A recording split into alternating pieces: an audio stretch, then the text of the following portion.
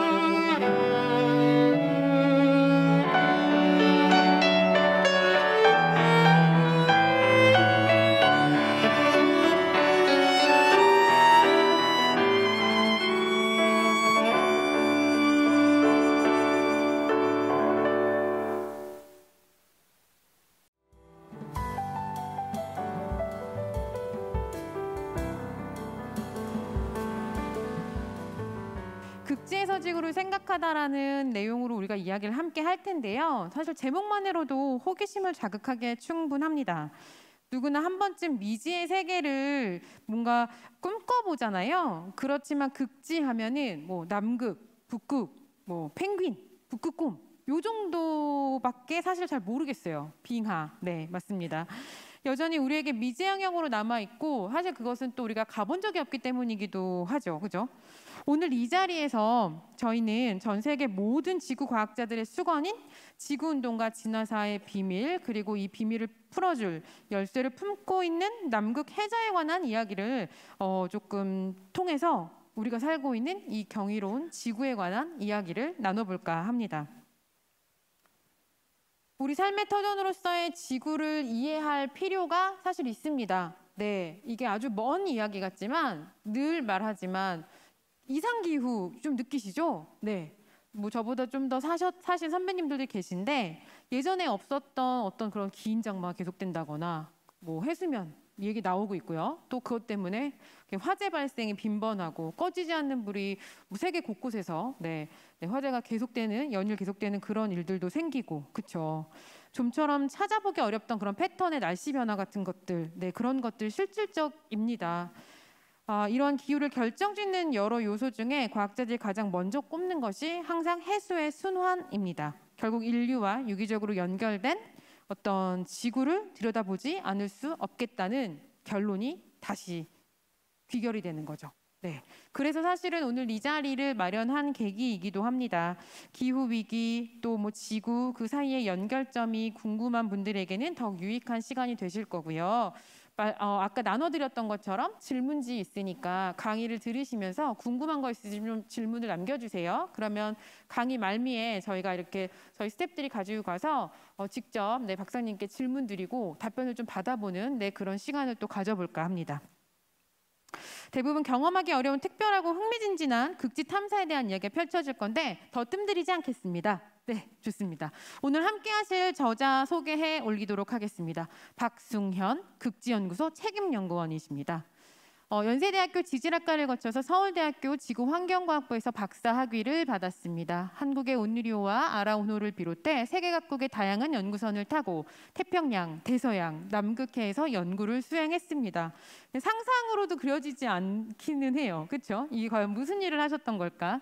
현재는 한국해양과학기술원부설 극지연구소에서 책임연구원으로 일하고 계시고요. 주로 지구의 내부 물질과 에너지가 나오는 통로인 중앙해령을 탐사하고 연구해 왔습니다.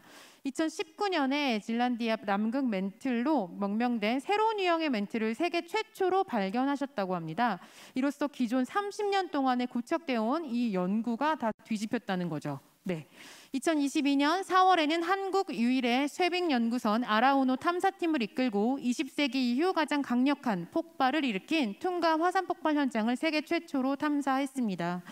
고체 지구의 지구 과학적 순환과 이 순환이 지구 환경에서 차지하는 역할을 연구하고 있는 과학자지만 결국 지구의 문제는 인간의 문제이기도 하기 때문에 인문학에도 많은 관심을 갖고 있습니다. 그렇기 때문에 이런 책을 쓰신 거겠죠. 저서로 남극이 부른다 극지과학자가 들려주는 판구조론 이야기가 있습니다. 네, 소개도 사실 쉽지 않아요. 그죠, 여러분? 자, 오늘 주제 도서예요. 아까 말씀드렸던 것처럼 오늘 저희 강의 끝난 다음에 10분을 추첨을 해서 현장에서 추첨을 해서 바로 선물을 드릴 수 있을 것 같습니다. 그래서 서명 받으시고요. 만약에 저서를 가져오신 분들이 있으시면 사인 받으실 수 있도록 준비하겠습니다. 자, 남극이 부른다 오늘의 주제 도서 소개해 드리도록 할게요. 연구자, 항해자, 그리고 탐험가가 풀어내는 자연과 인간의 이야기. 남극권 중앙해령 최초의 열수 분출구, 열수 생태계를 구성하는 신종 열수 생물, 빙하기, 간빙기, 순환 증거 등 한국해양과학기술원부설 극지연구소의 책임연구원인 박승현 박사가 그의 연구팀과 함께 단연간 발견해낸 성과들입니다. 25년 동안 25번 우연한 계기로 참여하게 된 온누리호 해양 탐사를 시작으로 그는 매년 꼬박꼬박 배에 타고 탐사를 나가고 있습니다. 암석학에서 지질해양학으로, 고해양학으로, 그리고 또 중앙해령으로 마치 바다의 조류가 흘러가듯 자연스럽게 관심사를 옮겨온 궤적은 돌아보면 어떠한 보이지 않는 손에 인도가 있었던 것만 같습니다.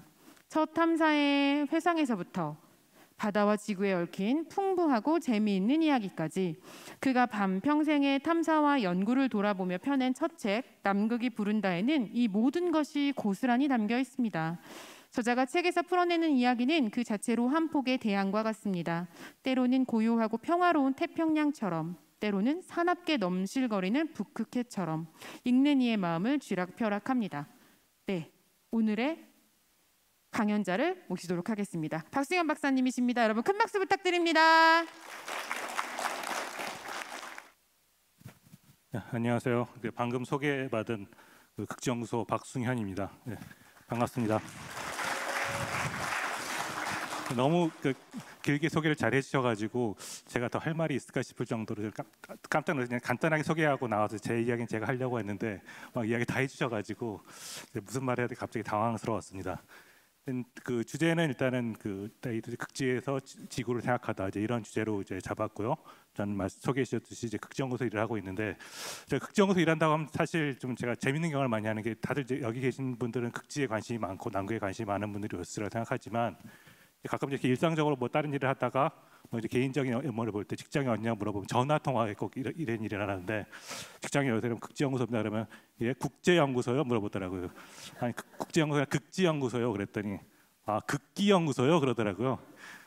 아 이게 극지에 관심이 많아도 이게 극지연구소라는 거의 존재를 사람들이 다 모르고 오히려 또 극지가 너무 멀다 보니까 그게 존재한다고 잘 실감을 못 하시는 것 같다는 느낌이 드는데 이게 제 개인적인 경험이 아니라 저랑 같이 일하시는 많은 분들이 비슷한 얘기를 하시더라고요.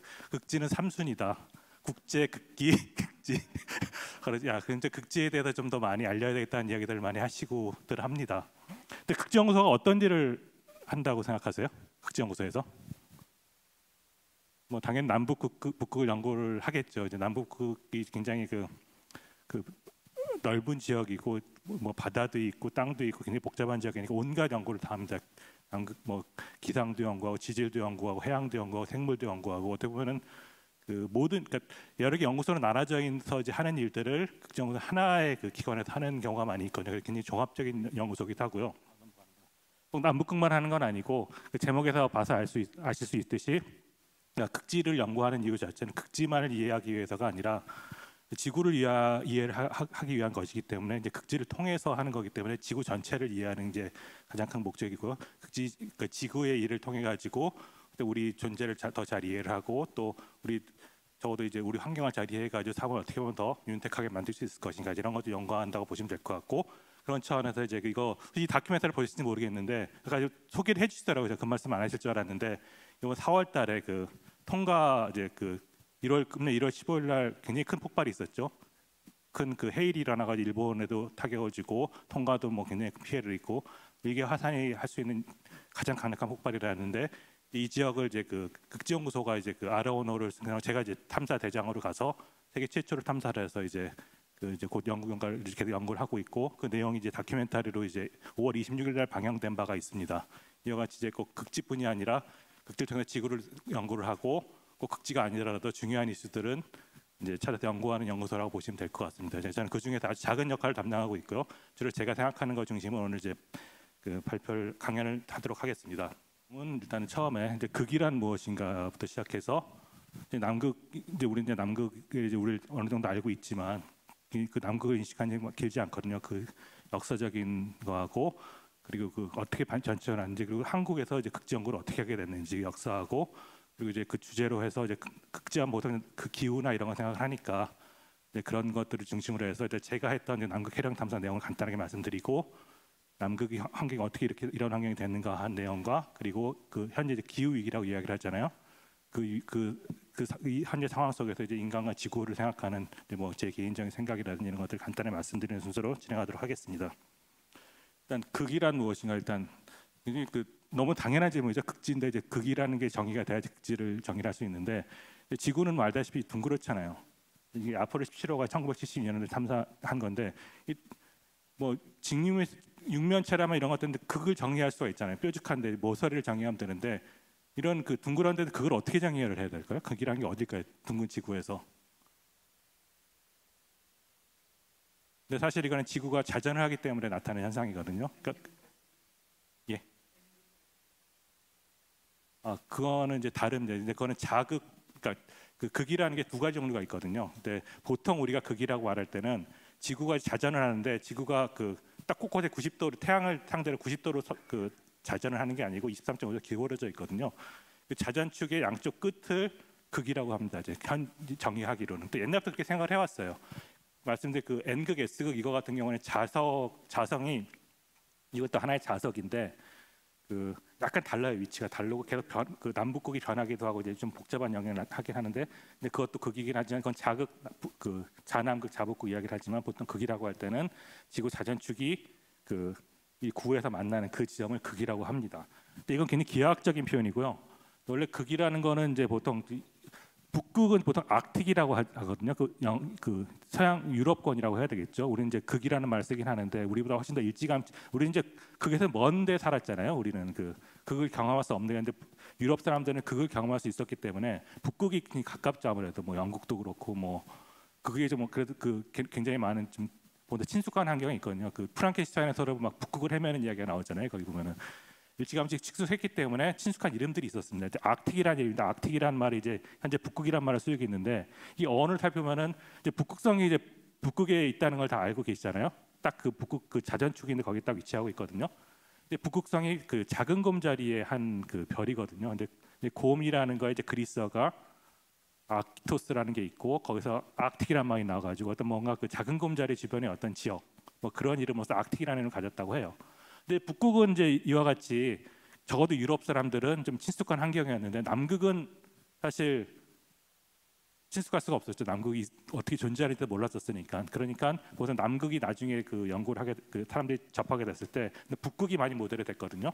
그러니까 이름도 아크틱이라는 이름이 북극에 이미 있고 그리고 그 거기다 그 엔트라는 말은 보통 그 반대라는 뜻 있잖아요. 북극의 반대 이런 식으로 이름이 붙은 거예요. 그러니까 이게 우리는 이제 남극, 북극 각 동일한 동등한 이름을 갖고 있지만 그 서양어에서는 아크틱은 이제 그 자기 친숙한 그 작은 곰자리 주변의 지역 그리고 거기에 반대 그러니까 앙타르티카를 붙게 됐습니다.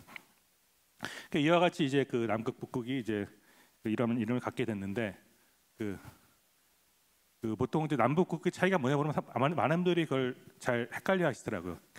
남극은 이제 보통 남반구에 있는 거고 북반구에 있는데 둘 다 뭐 굉장히 춥죠. 춥고 뭐 험악한 환경이라는 걸 아실 텐데 남북과 북극의 가장 큰 차이는 뭐냐면은 북극은 바다입니다. 바다고 남극은 대륙이에요. 대륙입니다. 근데 대륙이 얼마나 크냐면은 거의 아마 그 자기 정확한 기억은 잘 안 나는데 러시아가 굉장히 크잖아요. 러시아하고 미국 정도 사이에 있는 그런 정도 굉장히 큰 대륙이 거기 땅이 거기 딱 있는 거죠. 그러니까 굉장히 큰 대륙이어서 굉장히 환경이 차겠습니다. 이거는 이제 과학 동아리 제가 글을 쓴 글인데 거기 이제 거기 남극과 북극의 그 바다 아래 무엇이 있는가 이제 그런 내용이었었는데 이게 물을 다 걷어냈을 때 보여지는 이런 환경이 이랬습니다. 그러니까 이와 같이 북극에는 크게 그 깊은 바다가 있고 남극에는 그 여러 가지 대륙이 있는데 얼음으로 덮여있는 대륙이 있는 거죠. 근데 이제 남극은 이제 주변으로 그 얼음으로 둘러싸여 있는 그런 상황이라고 보시면 될 것 같습니다. 근데 그 보통 그 아까 극이라는 걸 정의하는 게 지구가 둥글다는 데서 출발한다고 했잖아요. 근데 사실 그 다 자기 환경이 익숙하지. 아까 그 유럽 사람들도 뭐 그 북극이 가까우니까 그런 걸 가졌지만 그 지구가 둥글다는 거 해도 이제 지구를 여행한 그 기간은 길지가 않거든요. 사실 이제 그 적어도 남극을 인식하기 위해서는 이제 지구 전체에 대한 어떤 북극은 주변에 있긴 하지만 그 이해가 있어야 되는데 그 재밌게도 그 유럽 사람들은 초기부터 지구가 둥글다는 인식을 갖고 있었어요. 아주 그리스 때부터 기원점을 갖고 있어가지고 뭔가 이제 그 저쪽으로 쭉 가면 그 반대로 가면은 뭔가 자기 원래로 돌아오거나 이런 인식을 갖고 실행한 사람은 없었죠 한 번도. 근데 사실 관념적으로 뭐 이게 뭐 지구가 둥그니까 뭐 계속 걸어가면 이제 만날 것이다 이런 말을 하는 것과는 실제로 이행하는 건 다르잖아요. 근데 실제적으로 그거를 몸소 한번 해보겠다고 나선 사람이 바로 콜럼버스였어요. 콜럼버스. 이제 우리가 뭐 단순히 그 미대륙을 발견한 사람이라고 생각을 하지만 물론 이제 그것도 그 사람의 그 결과긴 하지만 근데 그 사람의 어떤 독특한 점이라 한다면은 그런 옛날부터 있던 생각을 실천에 옮겼다는 거거든요.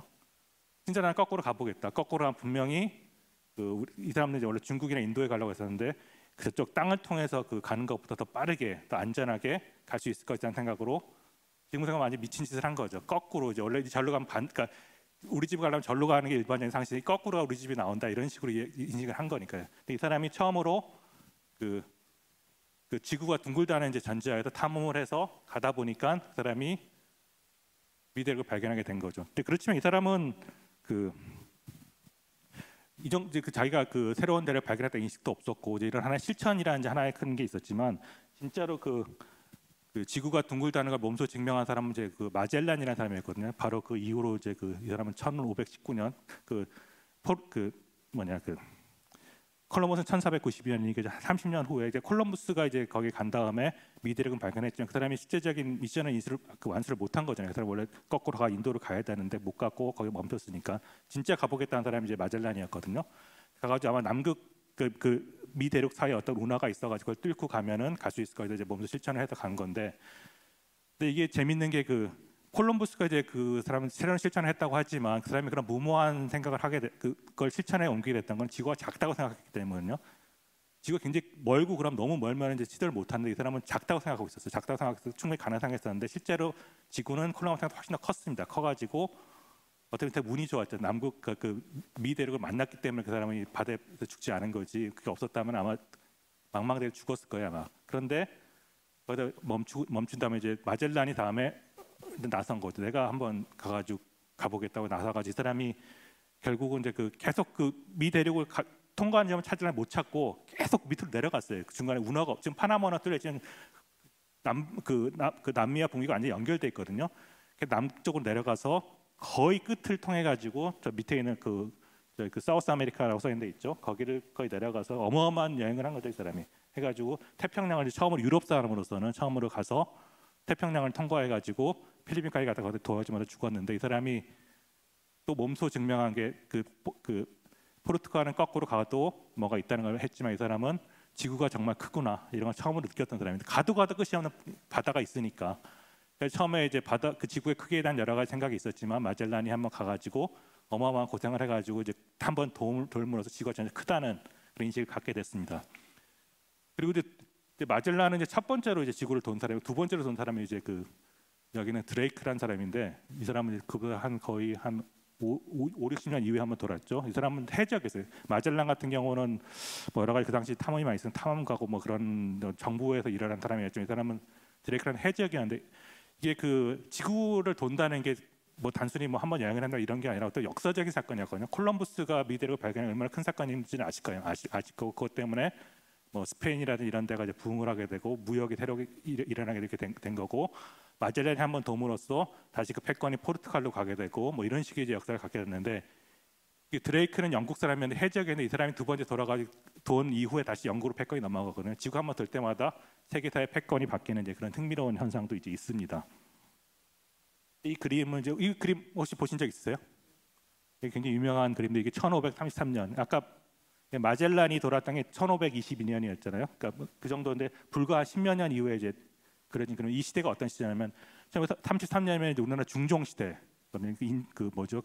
연산군에 대한 중종 반정이 일어나고 이제 중종 시대였었고 이때 헨리 8세 시대. 헨리 8세 하면 뭐 엘리자베스 1세 아버지죠. 그리고 유명한 천일의 앤의 주인공 이제 그분인데 이 시기가 이 두 사람이 뭐냐면 이 사람들 프랑스 사람들인데 영국으로 이제 프랑스에 보낸 사람들인데 헨리 8세의 뭐 이야기를 다 반복 안 하도 이 사람이 앤과 결혼하게 이제 그거를 이제 카톨릭을 떠나려고 했잖아요. 그 당시에 국교를 만들면서 그러면서 그걸 말리러 온 이 사람들은. 근데 제가 말씀드렸던 그건 아니고 제가 주목한 거는 요겁니다. 요거. 여기 지구본이 있잖아요. 여기에. 벌써 이 시대에 우리나라 중종 시대인데 이제 지구본이 있었어요. 이제 마젤란이 이제 탐사를 한 이후로 이제 많은 사람들이 이제 지구가 둥근다 알게 되고 시간에 대한 개념이 새로 생기게 되고 그러니까 지구본이 이미 탄생해가지고 이미 큰 격변에 이제 들어가게 된 거죠. 이부터 50년에 어떤 일이 있었죠? 1592년에 임진왜란이 있었죠. 그러니까 이미 이제 이 유럽 사람들은 다 지구를 여행을 시작했고 이런 지구본도 있고 하고 일본은 바로 영향을 받아가지고 뭐 조청도 받고 해가지고 이런 영향을 통해 가지고 우리는 잘 모르는 상태에서 갑자기 일본에 급습을 당하게 되는 이런 세계사적 흐름들이 조선시대 그때만 해도 뭐 이런 게 전혀 관계 없다고 생각했지만 이미 큰 영향을 주고 있었다고 보면 될 것 같습니다. 이 그림은 여러 가지 의미가 있지만 여기다 지구본이 있다는 게 저로서는 굉장히 감동적인 것이었었고 굉장히 다르다 이런 생각이 있을 때 과연 그 당시에 그 우리 조선의 이제 그때 우리나라 그 조선의 인식이 어땠냐면 이게 1402년에 만들어진 거는 이건 조선 건국법을 지키고 명나라가 들어온 거고 보면은 이 지구가 그때 지구라는 인식이 없었어요. 이때는 그 땅을 네모났다고 생각하고 있었거든요. 바나테드 콜럼버스가 이제 그 시대 유럽 사람들이 저쪽 가면은 그 낭떠러지에서 빠져줄 거라고 생각하지 않았을까 생각했는데 유럽 사람들 그렇게 생각하는 사람 거의 없었고 실제로 그런 생각했던 데는 이제 쪽 동아시아 쪽에서 동아시아는 실제로 이 땅이 평평하고 하기 때문에 끝으로 가면은 뭐 낭떠러지 떨어질 것이다 이런 인식을 갖고 있었고 그거에 바탕을 둔 지도거든요. 이렇게 네모났고 보면은 여기 중국이 있고 여기 조선이 있고 여기 인도가 있잖아요. 근데 보면 중국이라고 우리 보통 하나요. 근데 사실 지금 지구로 보면 중국이 가운데가 아닌데 중국이라고 아까 이제 하는데 실제로 조선 사람들은 진짜 중국 중앙에 있었던 거예요. 그러니까 진짜 이런 인식이 바탕이 되는 거죠. 그러니까 암만 해도 이 중국이라는 건 중앙에 있으니까 이제 중국이고 우리가 변방이니까 이건 지리적인 걸 극복할 수 없는 거죠. 여기 이걸 극복할 수 없다는 인식이 계속 있었던 거예요. 그 대신 지구에서 크게 그렸죠. 지금보다는 일본은 작게 그리고. 어쨌든 그런 인식을 갖고 있는데 여기에 바탕에 깔려 있는 거는 지구가 네모나고 평평하고 이런 위계 질서가 중국이 한가운데 있으니까 우리는 변방이다 이런 인식을 가질 수밖에 없었던 거죠. 이런 인식이 깨지기 시작했던 거는 이제 18세기 중엽에 가서야지 그 홍대영이라는 사람이 이제 처음에 거기서 이제 서양에서 이제 지구가 둥글다는 걸 접하고 깨지기 시작했는데 우리 서양에서 이제 지동설 이런 걸 했을 때 뭐 갈릴레가 그래도 지구는 돈다 이런 말 하면서 이제 유명해졌듯이 가장 충격적이었던 지구가 태양 주위를 돈다는 게 이제 굉장히 충격적인 것 같이 이제 알려져 있잖아요. 그런데 동양 쪽에서는 이제 동아시아라고 해야 되겠죠. 그거보다도 더 충격적이었던 게 지구가 둥글다는 거였었어요. 그러니까 중국이 한가운데 있고 우리가 주변에 있고 인도 다 있고 이제 중국 중심으로 세계가 돌아가고 있는데 아니 지구가 둥글면은 중앙이 어디 있냐 도대체 둥근데 그런 인식이 생기기 시작한 거죠. 그러니까 중국이 중앙에 있는 게 아니구나. 어디나 다 중국이 될 수 있구나. 이런 식을 실제로 홍대영은 그런 책을 이렇게 씁니다. 거기다가 어떤 인식의 변화에 대해서 그 사람이 이제 의사문답이라는 어떤 책을 썼는데 거기다가 이제 자기 충격을 받은 충격에 대해 가지고 내가 정말 지구가 땅에 네모났고 그 안에 중국이 있는 줄 알았는데 나 정말 새로운 정보를 접하 보니까 지구가 둥글고 어디나 다 중심이 될 수 있구나 이런 말을 쓰거든요. 그러니까 사실 이쪽 동양에서는 계속 뭐 정적인 세계가 없으니까 움직인다는 세계가 있었기 때문에 지구가 뭐 태양을 돌던 이런 건 큰 충격이 아니었는데 이런 정치 질서가 깨진다는 하나의 그런 인식이 있었던 거고 그 인식이 계속 지금까지 이어오고 있다고 보면 될 것도 같습니다. 어쨌든 그 인식이라는 게 큰 차이를 가져오는데 동아시아 사람들은 지구가 평평하고 이렇게 되니까 이제 바다 밖으로 나갈 일이 없어. 나가봐야 뭐 낭떠러지에 떨어져 나갈 일이 없고 우리는 이 내부를 잘 살면 되는 인식이 있었는데 일단은 유럽 사람들 같은 경우는 일단은 지구를 한번 돌고 나고 지구가 있다는 걸 알게 됐으니까 어떤 인식이 갖게 됐냐면은 아니 북반구에 보면 대륙이 많이 있잖아요. 대륙이 많이 있는데 남반구에도 대륙이 많이 있을 것이다. 그리고 이미 미대륙을 발견했으니까 미대륙을 발견해도 굉장히 신대륙을 발견한다는 게 얼마나 큰 경제적 효과를 갖다는 걸 알았기 때문에 아마 남반부에도 굉장히 많은 대륙이 큰 대륙이 있을 것이다. 그걸 발견하면은 미대륙을 발견한 것보다 더 큰 효과를 가져올 거 생각가지고 남쪽으로 항해를 하기 시작해요. 사람들은 해가지고 이제 수많은 항해를 하죠. 그 목적은 새로운 따뜻한 남쪽 대륙을 발견하기 위해 가지고 우리가 이제 따뜻한 남쪽 나라 하듯이 남쪽으로 따뜻하다는 인식이 있잖아요. 이 당시 사람들도 남쪽에 가면 굉장히 따뜻한 큰 대륙이 있을 거라고 생각을 했어요. 아마 사람 살지 않는. 계속 내려갔는데 결국 아무것도 발견하지 못했습니다. 이 그림이 굉장히 복잡하게 그려져 있긴 한데 결국은 남극에 이제 도달하지 못하고 계속하면서 호주를 발견하고 뉴질랜드 발견했지만 결국은 큰 대륙을 발견하지는 못했고 남반구는 정말 바다가 더 많구나 북반구보다. 북반구는 대륙이 많지만 그런 인식 갖게 됐고 그 대신 이제 풍부한 바다가 있으니까 수많은 어장을 발견하게 돼가지고 굉장히 또 해양 약탈이라는 게 그 당시 그 이후에 뭐 바다에서 이제 큰 대양으로 나가가지고 뭐 고기를 잡고 이제 이런 일들이 많이 일어나게 됐는데 실질적으로 이제 남극 대륙 같은 경우 워낙 남쪽에 있고 이러다 보니 또 얼음으로 가려막혀 있다 보니까 아주 늦게서야 이제 이게 발견이 되게 되는데 수많은 모험 이후에 19세기 초반에 가서야 러시아 벨링사우젠이라는 사람이 처음으로 쭉 내려와 가지고 대륙을 봤어요. 이 사람이 보고 나서 그 이후로 그 대륙이 우리가 그 사람들이 상상했던 따뜻한 남쪽 대륙이라 그냥 얼어붙은 땅만 발견한 거죠. 그래가지고 이제 이런 대륙 땅을 발견했으니 당연히 사람의 탐구 욕심이 생기게 되겠죠. 탐사 욕구가. 이제 근데 워낙 여기 그 환경이 안 좋다 보니까 그 섣불리 도달을 못했고 실질적인 그 남극 대륙에 착륙하고 그 남극점을 정복하게 되는 이제 그런 실질적인 탐사는 20세기 초반에 이루어지게 되거든요. 그 전까지 계속 그 남극 대륙주의를 이제 그 맴돌긴 하지만 그 상륙을 시작한 건 20세기 초반에서야 이루어졌어요. 처음으로 착륙했던 사람이 뭐 여기는 그 스캇이라든지 세클턴, 그 영국 사람들인데 아문센은 노르웨이 사람들이고 이 사람들이 처음으로 착륙을 시작해가지고 이제 어느 정도 착륙할 수 있고 인식을 갖게 되니까 남극점에 가보자 이런 인식을 갖게 되고 이제 그걸 처음으로 시도했던 사람이 아마 스캇이었는데 이 사람은 많이 가지 못하고 이제 실패를 합니다. 실패하고 그다음에 옆에는 이게 세클턴이라는 사람이 해가지고 이 사람이 거의 남이 87도인가 거의 그 극점까지 남극점까지 가게 되거든요. 이거 충격을 받아가지고 원래 이 세클턴 사람이 스콧의 그러니까 이 부하였는데 내 부하가 더 많이 가니까 이 사람이 더 많은 준비를 해가 내가 반드시 남극을 정복해 남극점을 가겠다. 이 사람은 그 영국의 군인이었어요. 근데 그냥 19세기, 20세기 초반에 영국은 지금 미국 못지않은 강대국이었죠. 그러니까 지금 그 달이나 이런 데 하는 건 미국이 해야 된다고 하지 여기 이 시대에도 영국은 남극점 정복은 영국이 해야 된다고 하고 있었고 그 미션을 가진 사람이 바로 이 사람이었던 것도 영국 군인이었으니까 그 세클턴 같은 민간인에 가까웠지만 두 사람의 경쟁 관계에 있었습니다. 처음에는.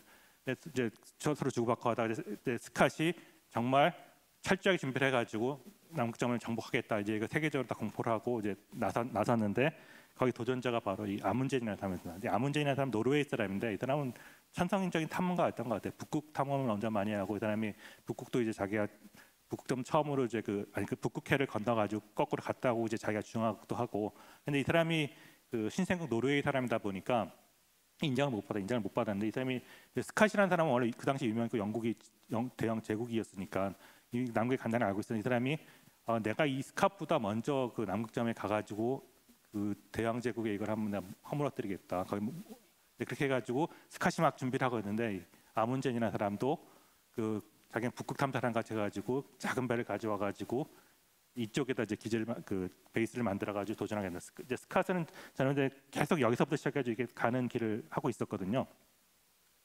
그런데 그 스캇은 이제 전공적인 방법, 산에 걸어가지고 남극점에 가고 하는 이제 그런 전공적인 방법을 가면서 그냥 거기만 가는 건 의미가 없다. 그래서 과학 그 탐사를 하면서 샘플도 채취하고 그런 전공법을 택했는데 아문젠의 사람은 그런 의식이 없었고. 그냥 남극점만 가면 되지. 그러니까 그런 모든 그 불필요한 요소를 딱 없애고 아주 가장 효율적인 길을 찾았어요. 그렇게 되다 보니까 그 스캇보다 거의 한 달 이상 먼저 도착하게 돼가지고 그 스캇의 어떤 그 대영 제국의 꿈을 깨버린 거죠 이 사람이. 스캇의 꿈도 깨고 대영 제국의 꿈도 깨고. 이렇게 상당히 그 당시에는 충격적인 거예요. 영국에서 오랫동안 그 인정을 안 해줬어요 아무튼 가지고 자기의 권위를 도전한다고 생각해가지고.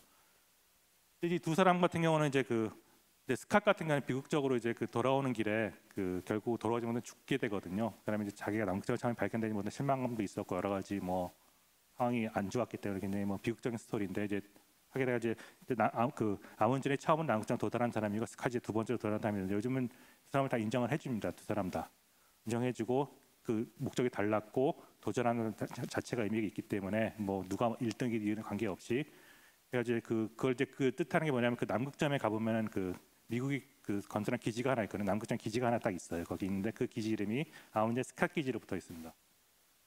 그러니까 이제 그렇게 돼 있는데 이 세클턴이 사람 뭐냐면은 아까 그 스캇보다 먼저 그 거의 남극점에 도달했다고 했었잖아요. 근데 보니까 이 두 사람이 이미 그거를 남극점에 가버리니까 이 사람이 갑자기 목적을 잃은 거예요. 그래가지고 난 더 큰 일을 해보겠다. 그 사람들은 거의 극점만 갔지만 나는 남극 대륙을 횡단하겠다는 목적을 갖고 갔거든요. 가가지고 그 사람은 그 서남극 쪽으로 가서 이제 남극 대륙을 이제 넘어가려고 하는 그 건너서 넘어가려고 이때가 마침 그 1차 대전이 터진 그 시절이었는데 이 사람들 그 글을 읽어보면은 그 당시 수상이 처칠이어가지고 처칠이 내가 가는 거를 막지 않을까 했는데 그냥 가라고 했다고 하면서 이제 시작을 하더라고요. 이제 갔는데 가자마자 남극대 내리지 못하고 바로 이렇게 난파를 해버립니다. 시작도 못한 거예요. 시작을 못했는데 그 험악한 남극밭 한가운데 모든 탐사대원들 데리고 거기서 이제 그 좌초를 해가지고 했는데 다 죽어야 되는 상황일 수밖에 없는 건데 이 사람이 이제 평가받는 거는 이 사람이 한 건 아무것도 없어요. 80도 갔다는 거 외에 없는데 이 사람은 그 상황에서 단 한 명도 그 사망자 없이 모든 사람을 다 거의 막 1년 이상을 거의 다 케어하면서 리더십을 보여가지고 돌아왔다는 거거든요. 그러니까 어떻게 보면 어떤 목적, 어떤 극점이라는 걸 목적을 달성하는 물론 중요하긴 하지만 결국은 그런 걸 달성하는 사람은 많지도 않고 결국 다 일상적인 삶을 사는 건데 그의 의미가 무엇인가? 자기가 생존하고 거기다 의미를 부여하고 하는 게 더 중요하다는 의미에서 요즘은 그 세클턴을 더 많이 평가를 하는 것 같아요.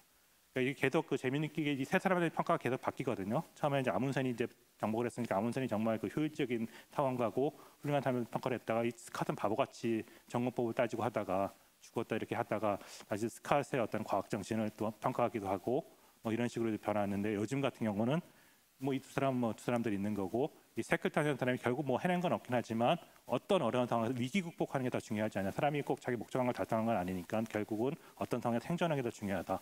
세클턴에서 배우는 게 더 많다. 이렇게 바뀌었습니다. 그래가지고 이 사람이 경영학 이런 데서 어떤 세클턴의 리더십에 굉장히 많이 그 연구들을 한다고 하더라고요. 이런 어려운 상황에서 어떻게 리더십을 보일 것인가. 이런 식으로 남극 탐사에 관련해 가지고 굉장히 많은 그런 스토리들이 있고 굉장히 많은 스토리인데 이걸 제가 소개드리기는 어렵고요. 이 시대에 보면 이제 어떤 특징이 있을까요? 이 시대는 남극에 내리기 시작해 그 착륙을 시작해가지고 이때 보면 굉장히 정말 우리가 생각하는 탐험가 있잖아요. 아주 열악한 조건에서 온갖 고초를 이기고 뭔가를 하는 사람들 그런 탐관은 이제 그 중에 특출한 사람들이 이 사람들이었던 거죠. 이 사람들이 대변했던 어떤 이 시기를 그 남극 영웅시대라고 합니다. 영웅시대. 이 사람들이 영웅적인 사람들이었잖아요. 그 뭔가 그 개인의 능력에 의존하는 이제 그런 거였다고 한다면 아까 그 세클턴 이 갔을 때가 이제 1차 대전 때라고 했잖아요. 그 이후로 또 전쟁이 큰 게 또 한 번 있었죠. 2차 대전이 있었죠. 그 시기에는 뭐 남극 대륙을 탐사한다는 뭐 그 생각을 뭐 전쟁에 바빴으니까.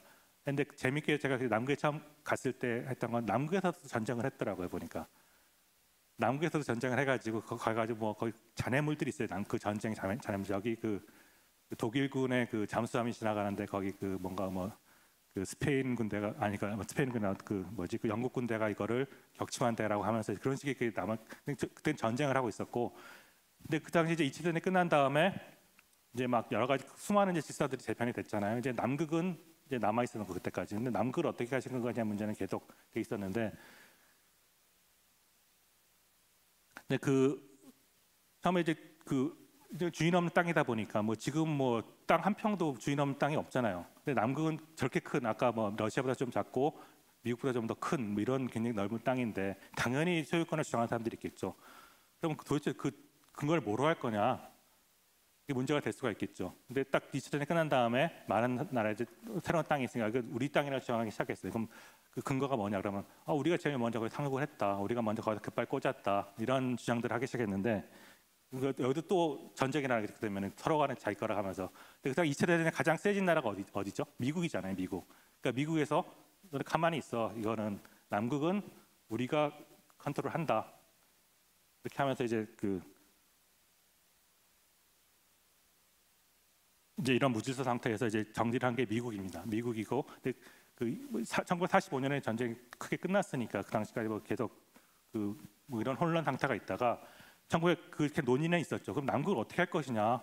그때 모든 그 협상들 통해 가지고 뭐 여기는 그때 우리나라 독립했듯이 뭐 여기는 어느 나라는 그런 식다 배분했는데 남극을 어떻게 하실 거냐는 이제 1959년에 돼서 이제 되게 됐는데 그런 이 남극 대륙은 당장 주인이 없으니까 여기를 어떻게 할 것이냐를 이제 우리가 국제 협약을 통해 가지고 이거를 하자.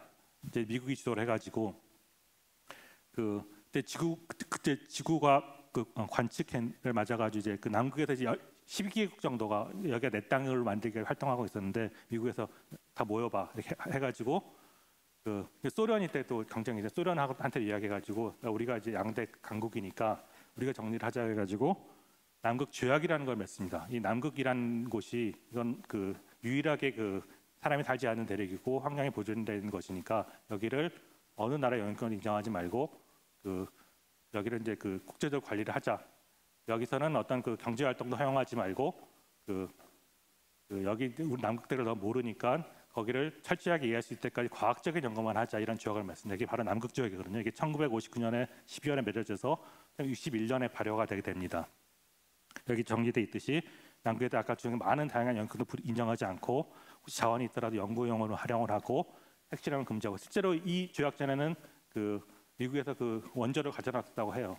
남극에다가. 근데 그 이후로 이제 그거를 빼가고 이런 식으로 모든 이제 그 남극에 대한 것들은 영유권 인정하지 않고 과학 연구만 인정하고 혹시라도 나중에 그 개발하게 됐을 때 과학 연구에 가장 공헌을 많이 한 순으로 뭐 자원을 배분하자 이런 식으로 이제 현재는 돼 있는 상태입니다. 그러니까 지금 현재는 제가 남극의 과학시라는 말을 붙였는데 그 남극 대륙에 대해서는 그 그냥 과학적 연구만 허용되어 있는 그런 상황이라 보시면 될 것 같고 이게 30년 이제 그거를 동안 조약이랑 끝이 뭐 무한대라고 하지 않아요. 그래서 현재 30년을 했는데 계속 연장을 해가지고 이렇게 연장 아직은 발효하고 있고 아마 조만간에 다시 한번 이 남극 조약도 그 개정이 돼야 될 거 생각하고 있지만 아마 큰 변화는 없을 것 같아요. 아직까지도 남극에 대해 가지고 어떤 나라 영향권을 인정할 수 있는 상태도 아니고 남극을 잘 알고 있는 것도 아니기 때문에 아마 더 지속될 거라고 생각하고 있고요. 그럼 과연 우리나라는 언제부터 남극을 했느냐? 현재 당장은 처음에 12개국에 시작했지만 현재 우리나라도 이 대한민국 우리나라도 이 남극 조약에 가입을 했고 가입한 47개국 중 하나고 단지 가입만 한 게 아니라 그 협약 그 조약 당사자로서 굉장히 활발하게 활동을 하고 있습니다. 그래서 보면은 그 아까 그 남극 조약에 따라 가지고 남극에서 어떤 경제 활동을 못 하게 됐기 때문에 이게 수많은 과학 기지들을 이제 하게 됐거든요. 현재 이 킹조지 섬이라는 섬에서 이게 그 남극의 수도라고 하는 그런 곳인데 우리나라 그 세종 기지도 여기 있습니다. 킹조지 섬에 18개 기지가 있고 대륙에는 이제 그 이 정도 기지들 그 대륙에는 이제 큰 나라들밖에 태울 수가 없죠. 뭐 미국이라는 러시아라든지 일본, 중국, 한국도 이제 대륙에 기지를 세웠고요. 이와 같이 기지를 세워가지고 뭐 서로 간의 그 과학적인 연구를 하는 어떤 베이스로서 이런 식으로 이제 남극 대륙은 관리되고 있다고 보시면 됩니다. 네, 다시 한번 그 한국이 언제부터 남극을 하게 됐느냐 이것도 굉장히 재미있는 스토리인데 이것도 굉장히 길게 말씀드려야 되는데 오늘 이제 길게 말씀드릴 수는 없고 이게 재미있는 이야기였는데 그 아까 그 남극이 어장이 많다고 그랬잖아요. 당연히 우리나라도 조업을 하다 보니까 그 전까지도 그 거기까지 가다가 조업을 하는 분이 많았어요. 이제 크리를 잡으러 가는 사람이 많이 있었는데, 네, 뭐 그런 식으로 이제 남극에 접근하고 있었고 뭐 별다른 건 없었던 거죠. 그는 경제상도 좋지 않았었고, 1985년도에 이제 그 해양 소년단이라는 게 나오는데 그 이게 뭐 지금도 있는데 그 어떤 목적을 갖고 있었냐면은 그 여러 가지 하나가 이제 각 대륙에 있는 가장 높은 산을 한번 정복을 해보자.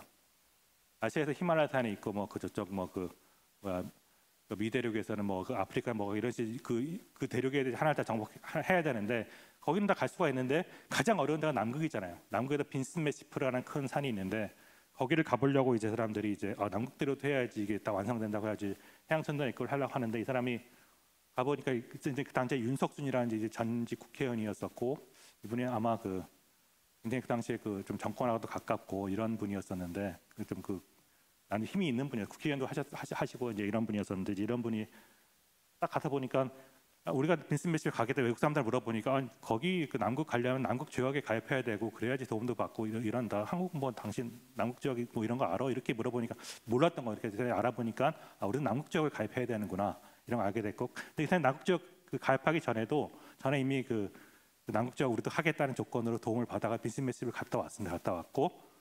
그다음에 이걸 이 사람이 홍보를 남극 조약에 우리 가입해야 된다 주장을 해가지고 그 당시 이제 그 권력 실세들이랑 만나서 강력하게 주장을 해가지고 그 남극 조약을 가입하고 1988년도에 이제 그 세종기지가 만들어지게 됩니다. 굉장히 빨랐죠. 그 당시에 그 우리나라 그 당시 경제 수준에 비해서 굉장히 빨랐다. 그 당시 그 대통령 전두환 씨였는데 국무위원들이 다 반대를 하는데 이제 강력하게 밀어붙여가지고 해서 그 됐다고 합니다. 그리고 1989년에 이제 아까 말했던 그 협의 당사국에 대해서 거기다 발언도 할 수 있고 할 수 있는 그런 위치에 가게 됐고 그 지금 남극만 하다가 이제 2002년도 이제 북극에 대해 다산 기지라는 것도 해가지고 근데 북극이라는 게 각각 북극은 바다기 때문에 북극에 가까운 데는 할 수 없지만 북극 주변에 그 섬도 이렇게 뭐 여러 그런 땅들이 있거든요. 거의 남극은 그 영토가 없는 그 주인이 없는 땅이 많지만 북극은 정말 그 거의 한 뼘의 땅도 그 주인이 없는 데가 없는 데인데.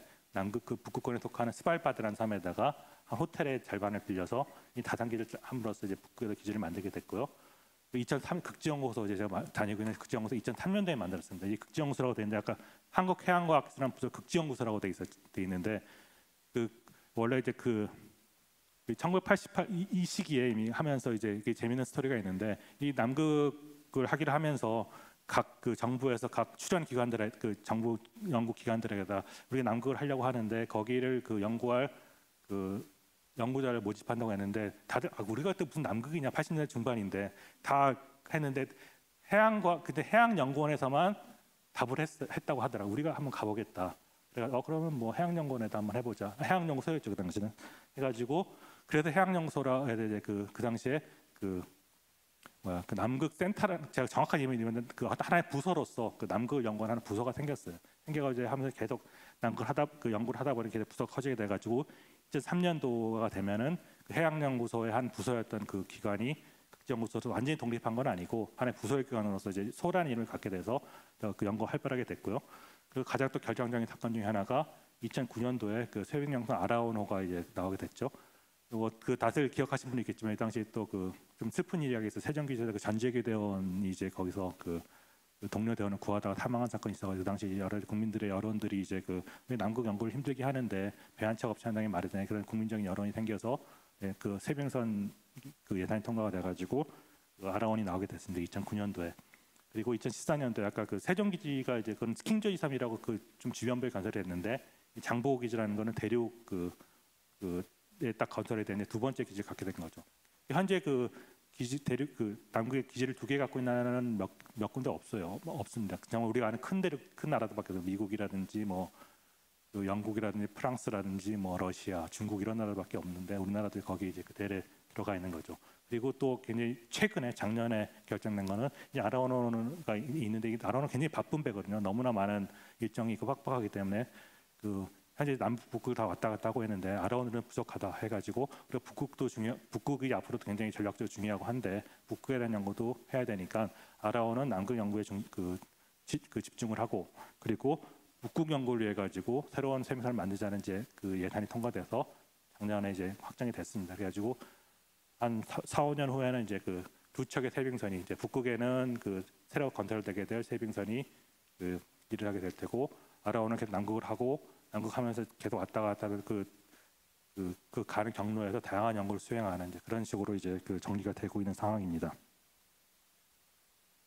이거 제 개인적인 걸 보면 이게 세종기지 모습이거든요. 세종기지 모습인데 이게 제가 제일 처음에 2006년도에 처음에 세종기지를 갔었는데 그때 찍은 사진입니다. 그래서 굉장히 좀 저로서 감회가 새로운 건데 현재 이게 그 1988년도에 세워졌다고 했잖아요. 근데 2006년이니까 뭐 한 20년이 한 18년 정도 지난 이후인데 이때가 세종기지 처음에 건설됐을 때 그때 모습을 간직하고 있었어요. 그러니까 그 변화가 없었던 거죠. 그러니까 제가 이제 그 어떤 그런 걸 본 마지막 세대 중에 하나인데 현재는 세종기지는 많이 변했습니다. 이런 상태 이제 많은 건물들이 사용하지 않게 됐고 이와 같이 이제 현재 모습은 또 현대식 건물들이 들어서게 됐고 그 과거에 있었던 그 컨테이너 같은 그런 것들은 뭐 전시관 이런 거로 이제 바뀌었다고 해서 저도 그 이후로 가보지 못하게 되는지 모르겠는데 뭐 제 느낌에는 뭐 운치가 많이 떨어지죠. 옛날에 그거에 비해 가지고 이런 상태가 돼 있고요. 제가 이제 처음에 남극 갔을 때 지금 이제 그 펭귄 마을이라고 이제 세종기지에 멀지 않은 곳에 펭귄들이 있는 곳이 있는데 지금은 이제 못 갑니다. 이제 제가 모든 게 이제 마지막 세대인 것 같아요. 이때만 해도 갈 수가 있었어요. 가가지고 제가 가서 사진을 찍었는데 그때 찍었던 사진. 예. 아델리 펭귄이라고 거기 있는 그 세종기지 주변에 있는 많은 그 서식한 펭귄. 괜히 2006년에 그냥 오래전 사진이죠. 많이 변했죠, 제가. 예. 예, 그 전혀 뭐 보호를 예, 그렇죠. 전혀 무서워하지 않아요. 예. 이것도 2006년도에 이제 그때 그 세종기지 주변에 빙벽을 이제 가봤던 여름이 더우실 것 같아가지고 제가 이제 이런 사진을 좀 준비를 했습니다. 굉장히 오래전 사진이긴 한데. 이건 이제 장보고 2013년도에 준공한 거고 이건 아라오노 아까 말한 아라오노고 아라오노가 바로 앞까지 보급을 하게 됩니다. 그러니까 세종기지 컨테이너인데 이걸 뭔가 그 좀 우주선 같이 좀 더 새로운 시대를 반영하는 모습으로 됐죠. 장보고 기지가 이렇게 있고 이거는 그 대륙에 있습니다. 이것도 이제 제가 그 장보고 기지 가면서 찍었던 사진들입니다. 이거는 그 빙산들이 모습이고. 이게 그 장보기지 옆에 있는 멜버른 산이라고 그 활화산 그 활동을 하는 화산이고 주변에 얼음들이 있는 게 보이죠. 이게 아라온 산상에 다 찍은 것들입니다. 아라온은 이제 그 쇠빙하는 모습. 앞에 쇠빙산 앞에 무겁게 돼 있거든요. 무겁게 돼 있어가지고 무게로 깹니다. 무게로 깨는 거고 이게 한 번에 깨는 건 아니고요. 그거를 이제 앞으로 갔다가 그러니까 쇠빙선의 이제 다른 배랑 차이점은 배는 보통 이렇게 앞으로만 가는 이 쇠빙선은 얼음에 갇혔을 때 빠져나와야 되기 때문에 이렇게 각도를 마음대로 틀 수가 있어요. 배가 이렇게 있으면 이렇게만 가는 게 아니라 보통 배는 뭐 이렇게 간다고 생각하는데 차도 그렇죠. 차도 이렇게 돌지는 못하잖아요. 대부분의 배가 가려면 여기 가려면 이렇게 가야 되는데 아로 언어는 여기다가 이렇게 갈 수 있어요. 이렇게도 갈 수 있고. 그러니까 얘는 후진이 가능하고 한 이제 그런 게 세빙의 특징. 다른 배랑 차이가 있다면 앞부분이 무거워가지고 그 세빙을 할 수가 있을 뿐더러 움직임도 그와 같이 그러니까 이따가 이렇게 휙 돌 수도 있고 이렇게 갈 수도 있고 뭐 이런 특성을 갖고 있고요. 세빙을 할 때 워낙 얼음이 두껍고 하기 때문에 그냥 쭉 밀고 날아가면 좋은데 그렇게까지 센 배는 별로 없어요. 이제 그런 배는 없고 아로온도 굉장히 제가 볼 때는 세빙을 잘하는 배긴 한데 그 가면서 이제 한번 깼다가 후진하면서 이제 그 영상을 보여드리면 저 영상을 준비 안 해서 이와 같이 이렇게 반복 작업을 해가지고 이제 길을 만들면서 들어가게 됩니다. 그 한번 찍었던 사진이고요. 2017년도 이거 좀 오래된 사진이에요. 이게 이제 이것도 신기한 건데 이제 바닷물이 얼기 시작하는 거예요. 제가 그때 나올 때 이제 막 겨울에 진입한 시기여가지고 바닷물이 얼 때는 이렇게 얼더라고요. 이와 같이 그러니까 한 번에 쫙 뭐 어는 게 아니라 이와 같이 이렇게 쭉 그 덩글덩글 되면서 이렇게 연결돼가지고 여는 식으로 엽니다. 아까 이제 세빙을 해가지고 가면은 이제 거기 장보기지까지 바로 앞까지 가는 건 아니니까 적당한 거리가 되면 내려서 걸어가게 되고요. 이거는 이제 좀 다른 건데 이제 이 기계 이거 이제 제가 나중에 비행기 타고 나온 적이 있어요. 남극대로 비행기가 있습니다. 이걸 쭉 따라가면 남극점이 나온다고 하더라고요. 이게 깃발 꽂아놨어요. 남극대로까지. 이걸 쭉 가면 남극점이 나오는 거죠. 그때 이제 그 비행기 타고 나왔다는데 비행기 타러 나오면서 이제 그 빙원을 걷던 모습들이고요. 남극에도 비행기가 있습니다. 이렇게 비행기에서 이제 처음에 저도 이제 처음 경험한 거니까 이제 살들이 많은 뭐 스키가 있어가 내린 게 아니냐 다양한 말들이 있었는데 똑같더라고요. 그냥 똑같 바퀴로 돼 있고 그 대신 이제 여기도 이제 활주로 그냥 거친 얼음에 내린 건 아니고 활주로가 여기는 페가수스 비행장이라고 미국에서 관리하는 비행장이 있거든요. 근데 아스팔트를 까는 건 아니고 얼음이 이제 두껍게 쌓여서 얼음을 이제 팡팡하게 잘 한 다음에 잘 다듬어가지고 미끄러지지 않도록 잘 이렇게 그걸 내놨죠. 그걸 해서 이제 똑같이 바퀴로 착륙을 하고 내립니다. 이와 같이 스튜어디스도 있습니다. 남극 비행기도 스튜어디스도 있고 똑같아요. 기내식 같은 게 뭐 있기도 한데 뭐 그런 기내식은 좋지는 않겠죠. 이제 비행기 타고 나오면서 이제 남극 상공에 찍은 사진입니다. 이와 같이 남극 대륙은 뭐 이렇게 완전히 얼어붙어 있죠.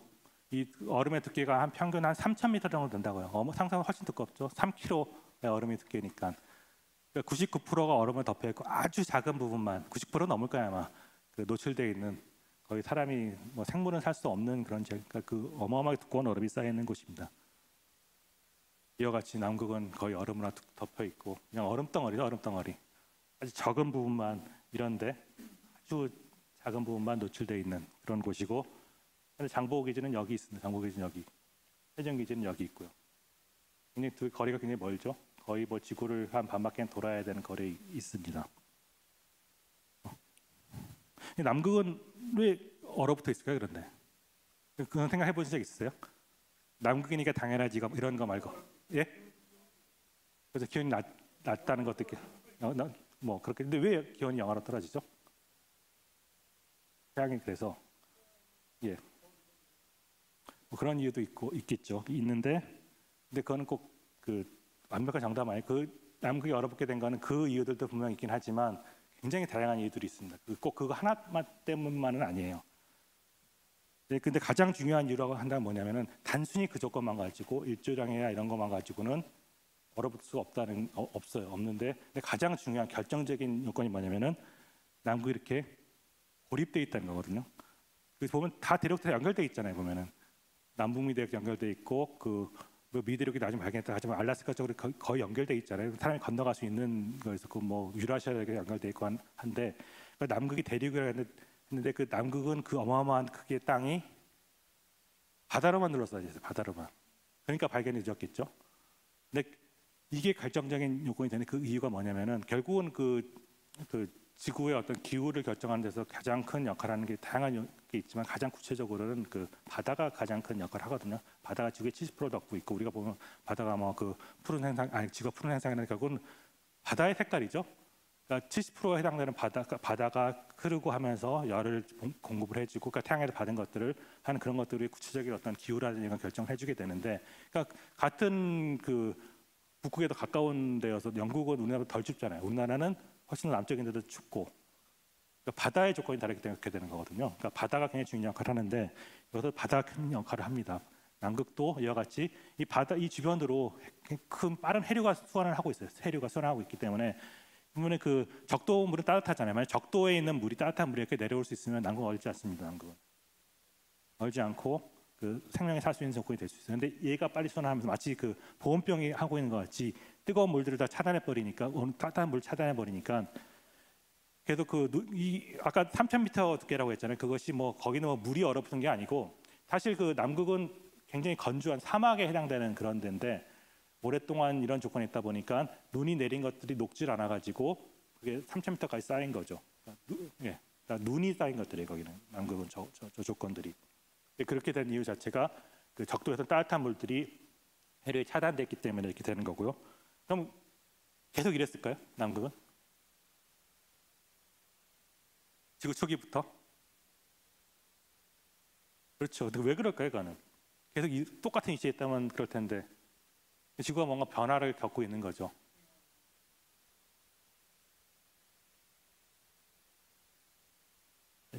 다시 한번 바다로 가보게 되면은 남극 대륙 이제 물을 다 빼고 그러면 이 빨간 산이 이렇게 보이죠? 이 빨간 산이 뭔 것 같으세요?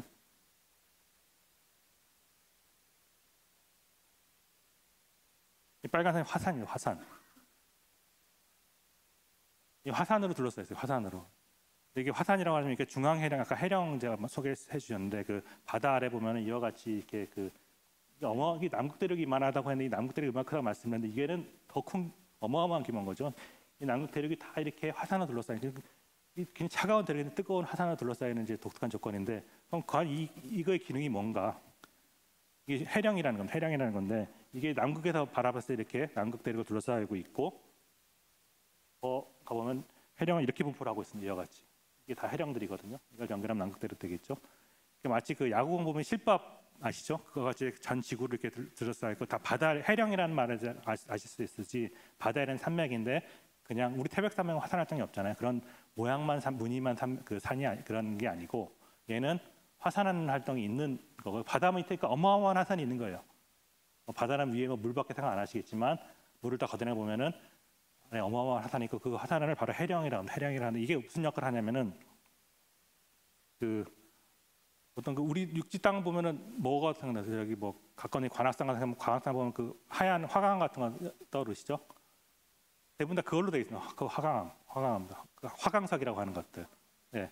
근데 바다 아래에 있는 땅은 그걸로 돼 있지 않고 제주도 가면 그 검은 돌들 있죠?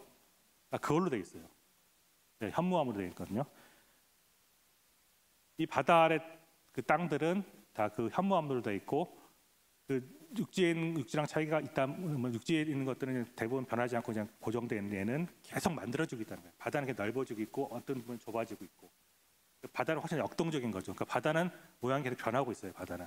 근데 그 중에서 이 해령에서 뭔가 물질이 나오면서 바다가 넓어지고, 저 끝에 가 보면은 이쪽에는 생긴 그 지구가 크기가 뭐 균일하니까 생긴 데가 없어진 데가 있겠죠. 없어진 데가 여기 있고. 또 브레고리라고 많이 들어보셨죠? 이 브레고리가 이 해령에서 만들어진 그런 것들이 소멸한 데가 이제 그 브레고리라고 하는데, 근데 이쪽에 있는 것들이죠. 그러니까 이와 같이 이제 이 그림만 보면 여기서 이제 뭔가 새로운 바다 아래 땅이 만들어지고 일로 이동하다가 여기서 소멸하게 되는 이런 걸 하게 되는데, 그럼 계속 이 상태로 유지를 할까요? 전혀 그렇지 않죠. 이걸 이제 하나의 판이라고 해가지고 이 판들이 이제 그 지구가 이제 판이라는 걸 구성되어 있기 때문에 그 위에는 대륙이라는 거는 이 판 위에 얹혀 있는 거이기 때문에 이 판이 움직임에 따르면 위에는 그냥 수동적으로 움직이는 존재들이거든요. 그다음에 이게 대륙이 뭐 한때는 모였다가 깨지기도 하고 이런 식으로 막 이합 집산을 하게 돼요. 이제 그런 것들이 이제 지구의 어떤 역사를 만들게 되는데, 결국 지구의 어떤 역사라는 이 판의 운동이 만들어내는 거라고 보시면 돼요. 그런데 단지 운동만 하는 게 아니고 많은 걸 변해요. 아까 그 바다의 조건이 기후를 결정짓는다고 말씀드렸잖아요. 이와 같이 이제 바다의 모양이 변하니까 판이 움직임으로써 대륙이 이동하게 되고, 바다의 모양이 바뀌게 되니까 바다의 흐름이 바뀌게 되고, 바다의 흐름이 바뀌니까 기후가 바뀌는 거죠. 이와 같이 그런 판의 움직임 때문에 지구의 기후가 변하게 됩니다. 다시 이 그림으로 돌아오면은 그 해령이라는 건 바다 지각이 생긴다고 했는데 당연히 그 남극 대륙은 바다랑 둘러싸여 있으니까 아래에는 해령이 있는 게 당연한 거죠. 하는 거고 새로운 지각들이 생기고 있는 거죠. 여기는 생기고 있는 과거에는 그렇지 않을 수 있겠죠. 과거에는 그렇지 않았습니다. 이 해령이라는 것을 이제 그 제가 아까 해령을 연구한다고 했는데 해령이라는 것을 제가 연구를 해가지고 그 남극에 있는 바다 아래는 해령은 연구가 많이 안 돼 있어가지고 여기 전혀 연구가 안 돼 있지 않은 지역인데 이 지역을 이제 제가 한국에 적고 있고 이제 뉴질랜드 아론을 타고 가면서 여기를 이제 연구를 해가지고 한 연구 결과들 내 가지고 냈습니다. 그 중에 이제 그것들 하나가 아까 소개를 해주셨지만 그 탐사하는 모습들 아까 남극 그 바다 아래에서 시료 채취하는 모습들입니다. 이런 것들은 그 바다 아래 있는 땅의 모양을 파악하는 그런 모습들이고요.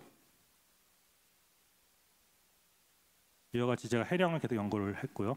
그다음에 처음으로 이제 지도를 만들었고 이와 같이 이제 이런 모양을 갖고 있다는 걸 밝혀냈고 그 아래 재밌게도 그 아까 빙하기 간빙기 말씀해 주셨는데 그 바다 그 현무암이라고 말씀하셨잖아요. 그 현무암 돌 바닥에 그 빙하기 간빙기 이제 기록이 그 기록되어 있다는 것도 밝혀냈고 그 새로운 거기서 그 열수 아까 화산이라고 했잖아요. 화산이 있으면 그 뜨거운 물들이 배출이 되게 되는데 거기 사는 그 새로운 뜨거운 물에 사는 그런 그 생명체 신종 생물들도 이제 발견했고 그리고 이제 아까 진란디아 남극 멘틀이라는 것도 이제 그 새로운 그 지구라는 게 이제 그 구조가 그 대기가 있고 지각이 있고 멘틀이 있고 핵이 있는데 그 우리 이제 지각밖에 볼 수 없는데 아래는 사실 그 판의 운동을 컨트롤하는 게 멘틀의 움직임이거든요. 근데 그 중에서 이제 그 남극 대륙하고 뉴질랜드 사이에 이제 새로운 멘틀이 있다는 걸 발견을 해냈습니다. 이제 그런 연구 성과를 냈는데 여기서 보면은 이 곤도와나 대륙이라는 게 보이죠. 곤도와나. 이거는 이제 원래 곤도와나였던 것이 이런 뭔가 멘틀이 뭔가 상승해가지고 깨버리면서 남극 대륙과 이게 진란디아나 뉴질랜드를 포함한 어떤 더 큰 개념이거든요. 했던 이런 컨셉을 이제 그리고 있는 건데 이제 이 멘틀 프로그램이 굉장히 큰 역할을 한 거죠. 그런데 이제 이 남극 대륙이라는 게 있기 전에 이 곤도와나 대륙이 있었다는 걸 이제 이거를 하고 있는데 이게 어떤 모습이었냐면 이런 모습이었습니다. 이와 같이 이제 남극이 있고 호주가 있고 인도가 있고 아프리카, 아메리카 있고 이 북반구에는 로라시아라고 이제 이거 전체를 다 판게아라고 해가지고 이제 하나의 큰 원래는 지금은 다 대륙들이 갈라져 있지만 과거에는 하나로 뭉쳐 있었던 적이 있었는데 당연히 이때 지금 기구가 달랐겠죠. 바다가 다르니까. 남반구에 있는 걸 곤도와나라고 했는데 그 남극 대륙은 곤도와나의 일원이었던 거고 이 곤도와나 시절에는 남극이 얼어붙지 않았습니다. 얼어붙지 않았고 이와 같이 이제 그 화석들 연구를 하다 보면 이제 보면 이게 왜 붙어 있다고 알게 되냐면 화석들의 분포를 보면 이렇게 다 연결돼 있고 하다 보니까 얘네들이 이렇게 연결돼 있었구나 이런 걸 알게 됐는데 그 중 가장 핵심 키 화석이 뭐냐면 얘 같은 경우는 두 개밖에 연루가 안 돼 있고 얘는 세 개. 얘는 두 개 되는데 유일하게 모든 곤도와나에 다 발견되는 것들이 이 글로소포테리스라는 식물 화석이거든요. 식물 화석. 그러니까 얘는 다 발견했는데 이제 이미 이렇게 발견됐기 때문에 남극에서도 이걸 발견한다는 움직임이 있었는데 그걸 처음으로 가져온 게 아까 스캇이었어요. 그러니까 스캇이라면 인정을 받는 이유가 남극 정봉은 실패했지만 이런 자료를 갖고 와가지고 과거에 남극도 온난한 적이 있었다 이런 것들을 할 수 있는 증거를 가져왔던 거죠. 이 화석이 발견됨으로써 남극 대륙도 온난한 시절이 있었다는 걸 알 수 있었던 거죠. 이 차이가 뭐냐면은 지금 현재 남극은 다 바다로 둘러싸여 있어가지고 따뜻한 물이 흘러오는 걸 차단해 주니까 돼 있지만 연결돼 있으니까 때는 뭐 다 조건이 같으니까 비슷하게 다 이 남극의 위치는 변하지 않았습니다. 똑같이 이 남극 대륙은 지금과 비슷하게 남극점에 위치하고 있는 동일한 일조량 그런 조건에도 불구하고 연결돼 있으니까 얼지 않은 거죠. 그러니까 이와 같이 그 대륙의 움직임들이 하고 바다의 어떤 모양이란 해류라는 것들이 어떤 지구의 그 기후를 변화시키는 하나의 결정적인 증거라고 볼 수가 있겠죠. 그렇다면 왜 남극은 이렇게 고립이 됐을까? 아까 참 그 진란디아 남극 멘트 보여드렸듯이 그와 같이 이제 이 대륙이 깨져가지고 아까 남반구에는 대륙이 별로 없고 북반구에 대륙이 많다고 했잖아요. 이때 보면 과거에 또 그렇지 않았던 거예요. 남반구에 대륙이 더 많았습니다. 과거에는. 얘네들이 근데 다 위로 올라갔죠. 북반구로 이동해버리고 남극 대륙만 딸랑 남은 거예요. 얘네들이 다 형제들을 다 그 북반구로 올려버리고 혼자 남다 보니 이게 고독해서 된 건지 얼어붙어가지고 고립된 상태로 된 것이 현재라고 보면 됩니다. 그러니까 이거를 보면 알 수 있듯이 지구라는 게 더 그 변화해 왔고 뭐 급속하게 변하죠. 현재 이 당 식물이 살 정도의 남극 대륙의 환경과 현재 그 3,000m의 얼음이 덮여 있는 건 너무나 차이 크잖아요. 왜 이렇게 변해? 이건 굉장히 변화 큰 거잖아요. 사실 우리가 지금 현재 기후 변화를 얘기하는데 과거에 이때는 인간이 살았던 시절도 아닌데 알아서 변하고 있는 거지 기후라는 인간의 개입이 없이도. 그래서 한번 정리를 해보면 이게 그 5억 년 이후에 이제 지구의 온도 변화를 이제 그 거거든요. 보면 이제 가장 32점 왜 5억 년이냐면 지구가 연력이 얼마나 되는지 아세요? 지금 46억 년이죠. 46억 년인데 초기에 어떤 그 뜨거운 단계에서부터 계속 오랜 잠복기를 거치다가 갑자기 지금 같은 모든 생물이 확 많이 늘어나는 게 캠브리아 시대 때라는데 캠브리아 시대가 대충 한 5억 5천만 년 전쯤이거든요. 그러니까 지구가 46억 년이란다 한다면은 그냥 10% 정도 시기부터 생물이 확 늘어나는 거예요. 그때는 생물이 있긴 있었지만 지금같이 많지 않았습니다. 갑자기 뭔가 그때 어떤 이벤트가 있어가지고 생물이 완전히 막 그 확 늘어난 시기였기 때문에 이 5억 5천만 년 전이 기준이 되거든요. 그래가지고 그 전월 그 선 캠브리아기라고 하고 이를 캠브리아기라고 하는데 그렇기 때문에 5억 년 이후 정도가 이제 생물들이 많이 살았기 때문에 그걸 기준으로 해가지고 그 전도 물론 중요하긴 하지만 그 하게 되면 이와 같이 그 굉장히 큰 변화가 있었죠 지금. 근데 현재 이제 지구 온난화가 일어난다고 하는데 지금 진행되고 있죠. 진행돼 그 지구가 어느 정도 온도가 높아졌을까요? 그래서 1도 정도 높은 1도. 이걸 보면은 얘를 보면은 32도에서 10도로 변했죠. 인간이 있었습니까? 없었죠. 이쪽이 18도 이걸 경계해서 가지고 이게 재밌는 경계인데 아까 남극이 얼지 않은 적이 있었다고 했었잖아요. 이 18도를 그냥 지구 평균 온도가 18도보다 높을 때는 다 녹습니다. 남극 대륙이 그 얼음이 없는 거죠. 이 경계를 더 낮게 되면은 남극도 얼어붙는 거죠. 얼어붙는 건데 이와 같이 알아서 남극은 그 지구는 뜨거워졌다, 더워졌다. 그리고 또 이렇게 극한 변화가 있죠. 이런 변화가 있을 때마다 큰 멸종이 일어났습니다. 갑자기 기온이 하강했을 때는 굉장히 큰 멸종이 있었고 이 시기에서도 온도가 높아졌을 때 큰 멸종이 있었고 이 시기에 그 우리가 가장 유명한 시기에 공룡이 그 멸망했던 이 시기, 운석이 충돌했던 이 시기도 온도가 높은 시기였는데 높아지면서 이같이 기후의 어떤 변화에 의해 가지고 온도 원화에 의해 가지고 그 지구가 계속 변하고 있는 거죠. 이거는 이제 제가 이제 원래 극지연구소에 일하시던 어떤 그 김백민 박사님, 원래 극지연구소랑 같이 연구소 동료였는데 이제 북연 교수로 가셨는데 이분이 굉장히 좋은 책을 쓰셨거든요. 우리는 결국 지구라는 답을 찾을 것이다. 이제 책을 썼는데 거기서 이제 허락을 받고 인용을 한 거고요. 아마 그 지구 기후가 지구 온난화 이해할 때 아마 이 책이 좋을 거고 제가 추천을 드리는 책이고요. 근데 거기서 보다면 이와 같이 큰 변화를 겪고 있는데 그렇다면은 겨우 1도 변한 게 무슨 의미가 있냐? 내가 이거 보면 이렇게 막 20도를 변하는데 인간이 무슨 일을 했다고 그 난리를 치느냐 생각할 수가 있는데 현재 추세를 다시 한번 보시죠. 그러면 이와 같이 현재는 이렇습니다. 현재 과거에 이제 빙하기 말씀하신 이렇게 온도가 낮았다가 현재 올라가고 있는 추세인 거죠. 근데 과거에 비하면은 별로 아닌 것 같아 보이기도 하죠. 그런데 이거는 이제 하나의 트릭입니다. 이거는 이 기간은 5억 년입니다. 5억 년. 인류가 살았던 기간이 얼마나 될까요? 인류는 기껏해야 10,000년이죠. 10,000년. 그 10,000년이고 이런 문제가 일어나기 시작했던 150년이거든요. 그러니까 몇억 년 동안에 몇 천만 년 동안에 이 정도 변하는 거하고 불과 사이 그러니까 얘네 뭐 문제는 방향 그 속도가나 방향이란 말도 있지만은 현재 속도가 문제인 거죠. 현재 이런 변화가 일어나게 되는 건 이 정도 굉장히 느리게 일어나도 멸종이 일어나는데 현재 그 1도가 높아진데 그 소요된 그 속도가 앞으로 이제 3도, 4도 올라갈 거라고 이제 예측을 하고 있는 현재 추세라고 한다면 현재 과거에 이렇게 그냥 기준에서 20배 정도 빠르게 지금 지구가 더워지고 있습니다. 그러니까 속도가 문제가 현재로서는. 어쩌면 지구는 우리 인류가 관계없이 자기의 힘으로 계속 이제 변화하고 이러기 때문에 뭐 그건 인류가 컨트롤할 수 있는 문제가 아닌 거죠. 아니니까 변화해 가지만 현재 우리가 살고 있는 현재 시대에는 그거보다 그 지구가 자연적으로 변화시키는 거에 비해 훨씬 더 빠른 속도로 인류가 이제 변화시키고 있는 거죠. 그렇기 때문에 그건 인간의 문제이기도 한 것이죠. 그러니까 지구라는 건 사실 뭐 지구를 걱정한다 이런 말 하는데 사실 지구는 걱정할 필요 없어요. 지구는 자기가 뭐 인류가 없던 시절이 훨씬 많았는데 인류가 있든 말든 지구가 무슨 상관이 없죠.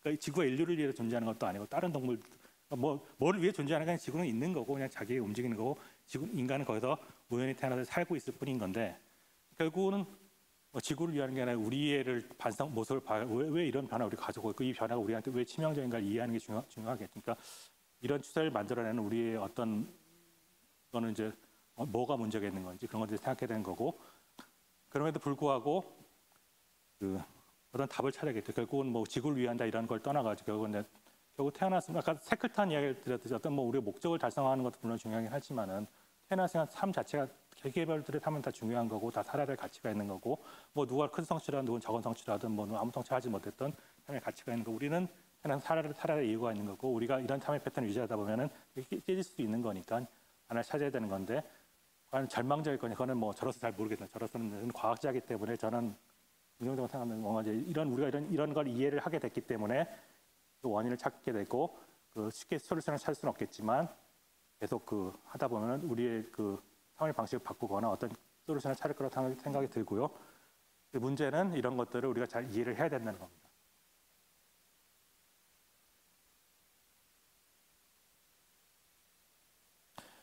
아까 그게 인류에 의한 거로 이제 그 말씀을 드렸었는데 그거를 이제 제가 그냥 누구나한테 말문에 공유를 하고 계시니까 이제 그걸 전제해서 말씀드렸지만은 사실은 이것도 아예 동의하지 않는 분들이 많이 있어요. 아니 뭐 자연적인 변화가 있을 수 있는 거지. 그걸 꼭 인류가 했다는 증거가 뭐냐? 많이 있습니다 지금도. 아까 보면 그 큰 변화에서 그 변화 다 일어나지 않느냐? 근데 그거를 이제 반박하는 가장 결정적인 데이터가 바로 이거거든요.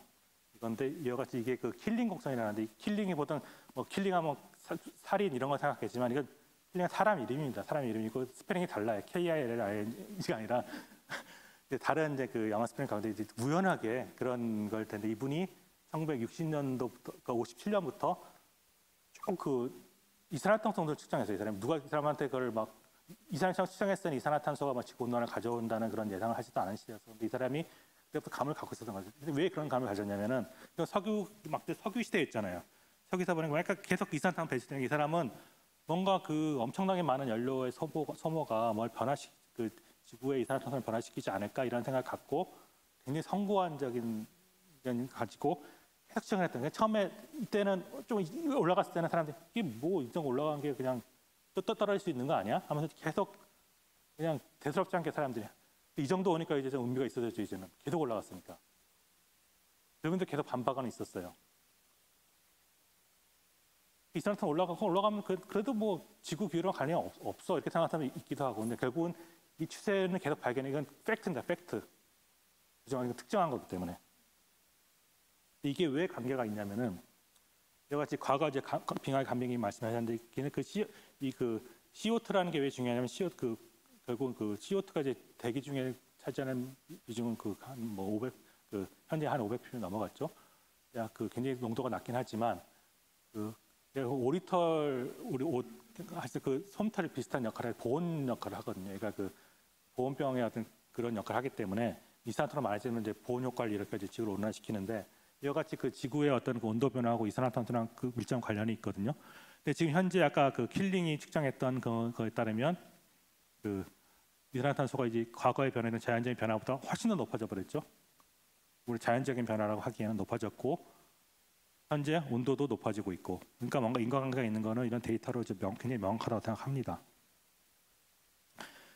다시 한번 요약을 하게 되면은 이와 같이 그 다양한 증거들을 해가지고 그 지구는 이제 더워지고 있고 지구가 더워지게 되면 아까 말씀드린 그 지구의 온도의 변화에 따라 얼마나 많은 그 생물들이 영향을 받고 특히 이제 그 현재 그 문명들은 대부분 다 바닷가에 건설돼 있죠.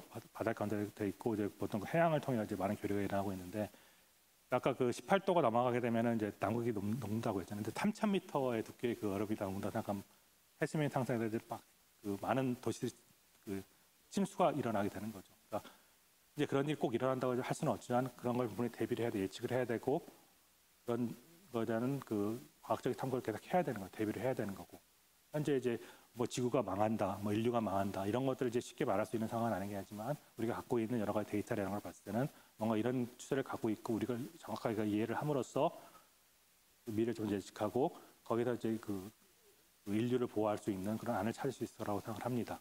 이걸로 이제 오늘 강연은 마치도록 하겠습니다. 시간이 별로 없지만 빠르게 한번 그래도 질문 주신 분들의 질문을 소화해 보도록 하겠습니다. 아, 이게 일반인이 극지 체험을 할 수 있나요?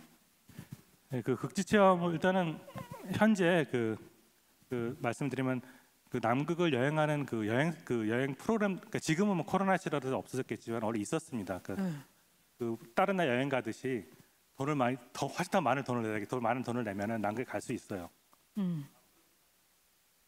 그렇겠죠. 이제 코로나 상황에 되면 뭐 그런 광고 여행 상품들이 있으니까 갈 수가 있고요. 많이 비싸요? 제가 듣기로는 억대였습니다. 억대. 아, 어마어마한 부자가 아니면 시도할 수 없는 거죠. 어. 근데 제가 좀 그 들은 흥미로운 이야기는 그 남극점에 가보고 싶어 하고 네. 그러잖아요. 그 어떤 프로그램이냐면은 그 얘네 남극 연구소 일하던 이제 영국 연구소 일하는 회사에서 만든 프로그램인데 그 나는 그렇다면 100km는 걸어서 가고 싶다. 나는 뭐가 남극점을 가면 되니 거기다 내려주면 좋겠다. 이런 옵션이 있잖아요. 거리별로 달래니까 나는 한 100km는 그렇게 하면 100km 정도 거리에다가 음식이나 이런 것들 해가지고 걸어갈 수 있도록 해주고 극점을 가겠다면 극점까지 데려다 주기도 하고 이런 다양한 그게 있다고 합니다. 물론 가격은 엄청나게 비싸겠죠. 맞춤형 여행. 언제 한번 저는 제가 시간이 좀 없어서. 아유, 네, 아니요. 자, 돈도 없어요. 자, 극지 연구에 관심을 갖게 된 계기가 사실 저도 다 정말 궁금해요. 아니 이게 그냥 박사님은 편하게 말씀하시는데 이게 도대체 극지를 연구한다는 게 어떤 건가 싶기도 하고 어떤 계기로 이렇게 시작하셨는지. 네. 뭐 저도 다 비슷하죠. 저도 뭐 처음부터 뭐 극지를 알았던 건 아니고 한 우연이 있다면 아까 세종대가 1988년도에 건설이 됐다고 했잖아요. 제가 1988년 바로 대학을 입학을 했습니다. 그때 입학하기 굉장히 크게 뉴스에 나왔겠죠. 그 당시에 세종기지를 건설했다. 그래서 제가 또 그 학교 지질학과를 가다 보니까 그때 굉장히 지질학이 중요한 역할을 하니까 나도 그런 게 생겼으니까 한번 가보면 좋지 않을까 이런 막연한 생각을 했던 것 같은데 그때 당시 뭐 제가 구체적인 생각을 했던 건 아니고 그 당시 뭐 다른 것들 뭐 하면서도 그때부터 그런 생각을 했던 기억은 나고 그 뭐 저희 책에도 썼지만 저는 이제 원래 육지에 더 관심이 많았었고 했었는데 우연한 게 해양연구소가 해양을 접하게 되면서 해양에 이제 완전히 저는 이제 빠지게 됐고 해양 지질 쪽 연구를 하고 있었는데 하다 보니까 우연한 게 남극까지 가게 된 거죠. 바다가 다 연결돼 있잖아요. 남극이 바다로 둘러싸여져 있고 바다를 따라가다 보니까 남극을 만나게 됐습니다. 그러니까 뭐 불렀다고도 볼 수 있을 것 같은데 제가 그걸 예상한 건 아니니까요. 제가 네. 뭐 가겠다 결심한 거는 처음에 막연하게 뭐 그런 존재 그냥 그런 걸 알고 한국도 그런 거 하는구나 하는 걸 알고 있다가 가다 보니까 길이 글로 나 있었던 거죠. 오늘 좋은 카피 주셨으니까 이제 다른 데서 박사님 남극이 나를 불렀다고 하세요. 꼭. 어떤 존재냐? 이제는 남극이 박사님한테 어떤 의미일까? 이런 생각이 들어요. 질문 주신 분이 계십니다. 뭐 저한테는 굉장히 복합적인 의미를 갖고 있죠. 그러니까 사실 저는 그 남극 주변은 바다 연구하다 보니까 남극은 저한테 뭐 어떤 하나의 뭐 이렇게 동경이 뭐 이런 거라기보다는 하나의 조건인 거죠. 조건인 거고 열악한 조건이라고 해야 되겠죠. 바다도 거칠고 남극 주변의 바다도 거칠고 그 남극의 특징은 뭐냐면 얼음이 덮여 있고 뭐 이런 것들도 있긴 하지만 급변한다는 거거든요. 갑자기 날씨가 확 변하고 하기 때문에 그런 급변하는 그런 조건 예측이 안 된다는 거. 그런 것들이 저한테 오는 키워드고 그런 것들이 제가 이제 거기서 연구를 하게 되는데 굉장히 제가 고려해야 될 조건을 잘 하다 보니까 어떻게 보면 저한테 많은 스트레스 작동하기도 하고 뭐 뭔가 규정하기에는 아주 복합적인 감정의 대상인 것 같아요. 저한테는. 아프면 어떻게 하는지 그거 궁금하신 분 사실 다들 네 저희가 가본 적이 없어서. 그러니까 뭐 그 남극을 가는 거는 그 기지에 머무르거나 기지에 머무르 일을 하거나 또 아라온을 타고 가는 것들이 있는데 기지에 다 의사분들 계시고요. 아라온에도 그 의사분이 계십니다. 그렇기 때문에 응급 조치들은 취할 수 있고 여러 가지 할 수 있는 기지 같은 경우는 기지 간의 연락 통해 가지고 그런 것들을 할 수 있도록 돼 있고 뭐 여러 가지 그런 비상 상황을 대비한 조치들이 있기 때문에 뭐 지금까지 큰 사고는 없었습니다만은 혹시나 하더라도 할 수 있는 기본적인 조건은 돼 있다고 보시면 될 것 같습니다. 위험하기도 한 거죠, 박사님? 아까 그 남극의 영웅시대라고 했던 그 시절은 정말 위험을 감수하고 목숨을 건 행동이었는데 요즘은 하도 그 기술이 발달하다 보니까 특별히 위험한 거라고 생각하지는 않아요. 뭐 배가도 위험하지 않고 어떻게 보면은 사실 우리는 여기 타면 안전하다고 생각하지만 좀만 나가도 사실은 자동차가 흉기잖아요. 그 확률보다 사실 높다고 생각하지 않거든요. 코로나의 위험 그런 것도 있고. 네. 덜하겠네요, 그렇죠? 남극 대륙만이 코로나에 뚫리지 않은 유일한 대륙으로 남아있어는 요즘 모르겠네요. 요즘 또 한때는 그랬었어요. 거기도 기지가 사람이 많이 꽤 상주하고 있어요. 그러니까 아까 그 미국이 유지하는 기지가 이제 맥모도 기지라고 해가지고 남극에서 가장 많은 사람이 왔다 갔다 하는데 거기가 한 제가 듣기로는 뭐 거의 10만 명 가까운 사람들이 왔다 갔다 한다고 하니 웬만한 도시 정도가 거의 건설됐다고 보면 될 것 같거든요. 근데 그런데도 뭐 요즘은 모르겠어요. 제가 정보를 적으면서 초기에는 유일하게 코로나가 없다고 했는데 모르겠습니다. 요즘. 지금 또 탐험의 계획이 있으신가요? 25년 동안 25회를 가셨다고 했잖아요. 네, 이제 그 수정해야 될 게 그건 수정? 1919년도의 이야기고 그 이후로도 제가 3살 3번을 더 했기 때문에 28번이 됐고요.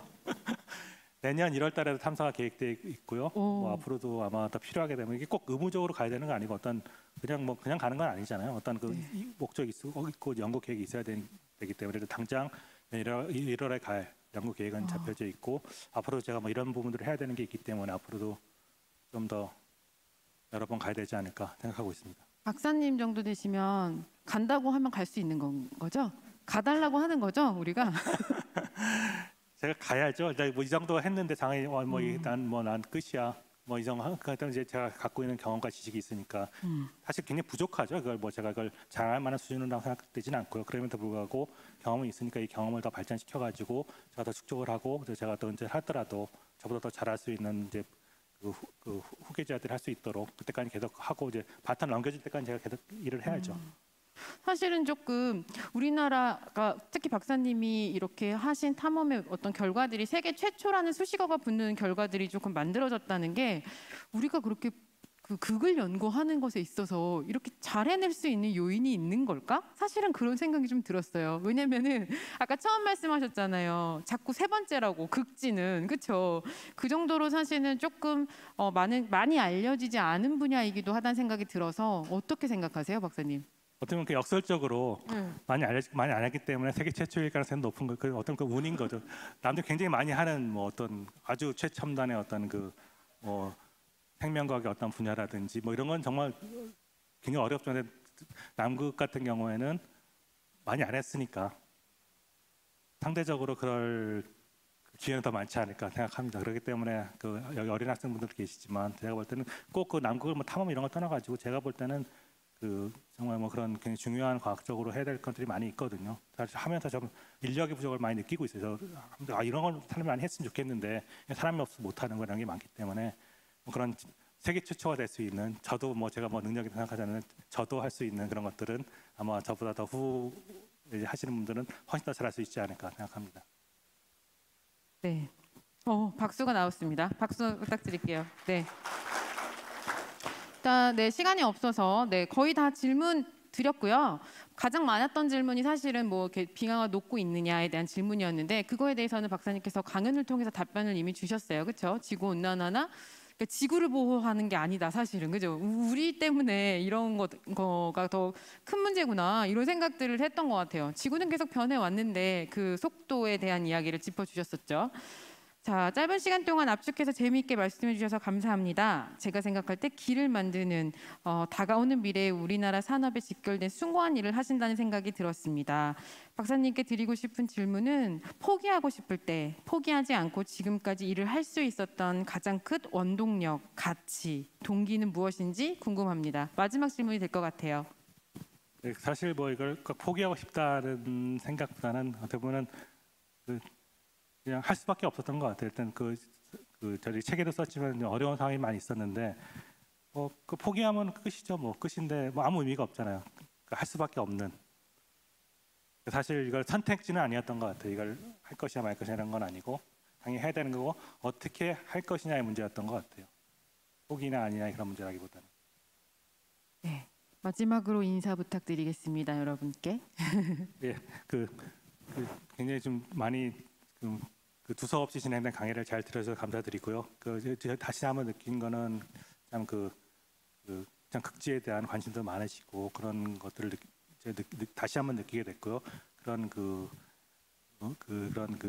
호응에 제가 부응을 해서 더 열심히 연구를 해서 더 좋은 결과를 낼 수 있도록 앞으로 계속 노력하고 그리고 여기 또 어린 학생들도 와 있지만 제 이후로도 연구를 할 수 있는 기회를 만들 수 있도록 더욱더 노력을 하겠습니다.